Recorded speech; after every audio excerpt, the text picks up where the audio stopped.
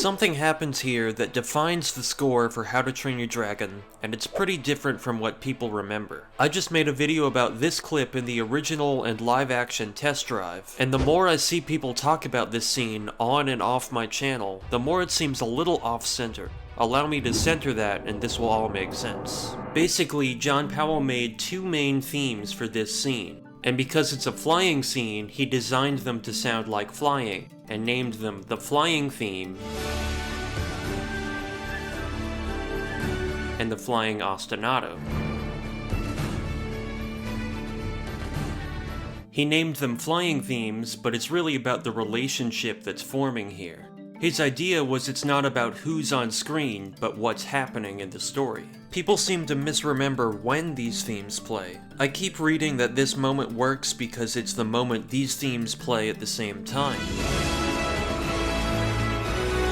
That's not what's happening. The ostinato and flying A can play together, but only because they're on a pedal tone, a long suspended chord.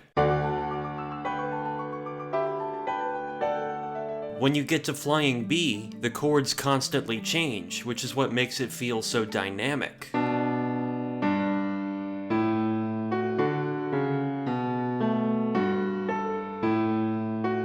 So the ostinato doesn't fit on top of it without clashing. Or at least flying B is trying to go somewhere new and change, whereas the ostinato by definition is doing the same thing again, so they're not working together. This is what that would sound like.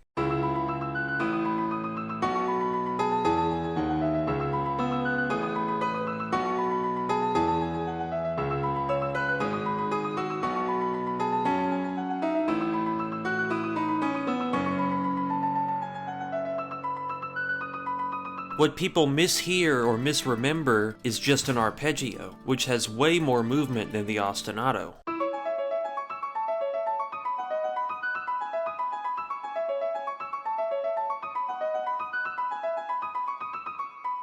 Those themes aren't playing at the same time here. In fact, there's only one time in Test Drive that they do. And if the whole idea is that this moment works because it's both themes at once, that just doesn't add up.